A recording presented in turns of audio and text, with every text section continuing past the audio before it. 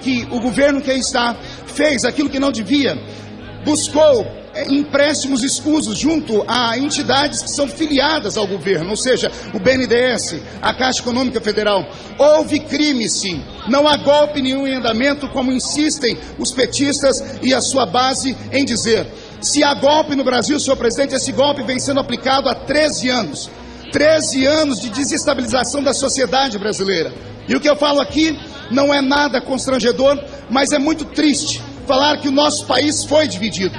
Eu ouvi agora, alguns minutos atrás, o líder do governo dizer que nesse momento aqueles que são deputados em oposição falam sobre dividir o país, que nós dividimos o país. Será mesmo que é a oposição que divide o país? Nesses últimos 13 anos, os irmãos brasileiros entraram em conflagração. Nesses últimos 13 anos, o Brasil foi dividido sim, mas foi dividido em castas, brancos e negros, índios e ruralistas, crentes e ateus.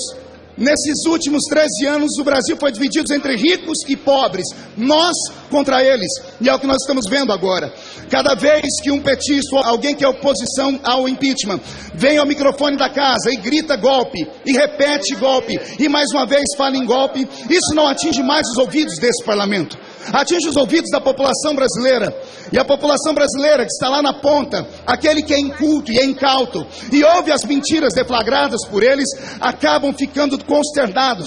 Foi dito por aí, senhor presidente, que uma vez terminando o governo da presidente Dilma Rousseff, simplesmente terminará o Bolsa Família. A Minha Casa Minha Vida deixará de existir. Nós temos provas disso, nós temos documentos, filmagens de carros que saíram, de carros de som que andaram pelo país na última manifestação que houve do PT, chamando as pessoas para virem para a rua, porque se não viessem e a presidente Dilma sofresse o impeachment, todos os projetos sociais que esse governo fez cairiam por terra. Não há uma mentira mais deslavada do que essa.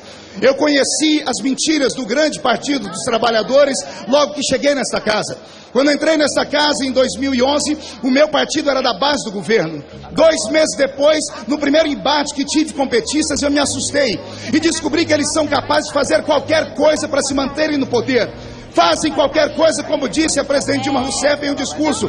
Faz, se preciso for, o diabo para permanecer no poder. E é isso que está acontecendo agora. Fico muito preocupado. Fico preocupado porque há 13 anos atrás aconteceu nesse país algo que nunca se sonhou na história do mundo. Uma esquerda ascender ao poder sem nenhum tipo de derramamento de sangue. E isso foi mérito do Partido dos Trabalhadores. Há 13 anos atrás o Partido dos Trabalhadores assumiu esse nosso país sem derramar uma gota de sangue, sem haver nenhum tipo de violência. Só que 13 anos depois, quando os crimes estão sendo mostrados, quando metade do partido, ou pelo menos metade daqueles que fundaram o partido estão atrás das grades, isso preocupa e macula o coração daqueles que votaram no Partido dos Trabalhadores. Ora, senhoras e senhores, é notório que nesse momento existe uma divisão no país, sim. Houve aqui em Brasília, há poucos dias atrás, uma manifestação do Partido dos Trabalhadores e os movimentos sociais vieram em peso. Lembrando que esses movimentos sociais não vieram por vontade própria, vieram porque foram pagos a um preço de R$30 e um pão de mortadela dado a todos eles. E foi encontrado entre eles foices e martelos. E por falar em foice e martelo, permita-me aqui fazer uma analogia. Nos últimos 13 anos, o Brasil foi governado assim, com foice e martelo. Mas, incrivelmente, na última semana, lá na comissão do impeachment, os petistas chegaram com flores e entregaram flores nas nossas mãos. Foi um pouquinho tarde demais. Não adianta vir agora com esse espírito, entre aspas, de humildade, porque a arrogância do Partido dos Trabalhadores sempre sufragou todo tipo de pensamento que há dentro dessa casa. Falar com um petista alguns anos atrás era impossível. Olhavam a gente de cima para baixo. Criaram castas nesse país. O MST se tornou uma casta e depois vimos o porquê. O exército de Stedley. A CUT também. E hoje nós vemos esses líderes desses movimentos ameaçando a população brasileira, dizendo que vão para a rua com as suas armas, não sei que tipo de armas são, fazem uma alegoria, colocam medo na população brasileira e as pessoas estão apavoradas. O brasileiro não é assim. O brasileiro é um povo ordeiro. O brasileiro é um povo trabalhador que acorda às 4, 5 da manhã em busca do seu seu pão de cada dia.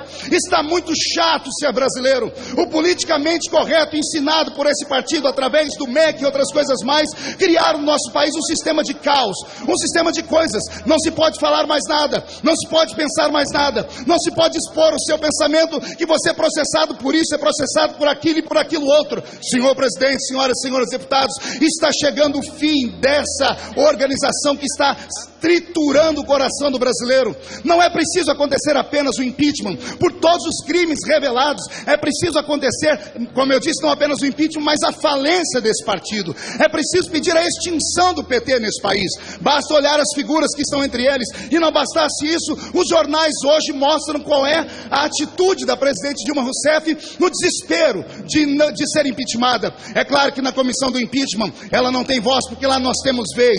Mas aqui nesse plenário eu fico muito assustado. Senhor presidente, chega aos ouvidos do Brasil que o Partido dos Trabalhadores pegou os 600 ou 800 cargos do PMDB e começou a distribuir entre parlamentares aqui dentro. Fiquem esses parlamentares alertas. Se vocês não se lembram, quero relembrar como pastor. Há na Bíblia Sagrada uma história de um cidadão que também traiu o seu partido. E traiu por 30 moedas. E o que aconteceu com ele? Se suicidou. Quero dizer a esses nobres companheiros que estão, entre aspas, se vendendo, vocês podem estar incorrendo simplesmente num suicídio político. É isso que vai acontecer, porque nós não vamos nos calar. Na votação do impeachment, esse plenário estará cheio, a casa estará cheia, o país inteiro estará olhando para nós. Chega de barbaridades, chega de destruir o moral das nossas crianças, das nossas famílias, chega de colocar pessoas contra pessoas e chega de rotular pessoas. Possivelmente alguém vai querer falar da minha igreja, como isso já acontece. Possivelmente alguém vai querer fazer alusão a um cartão de crédito, como já aconteceu, e a gente não pode nem fazer uma piadinha nesse país, como eu disse, que você simplesmente é torturado. Eu quero terminar, senhor presidente, com um poema que foi me entregado esses dias por um senhor chamado Maurício. O poema é esse: chora petista bolivariano, a roubalheira do PT está acabando, tua conduta é imoral, porque fere os princípios da Constituição Federal. E tenho dito, senhor presidente, muito obrigado.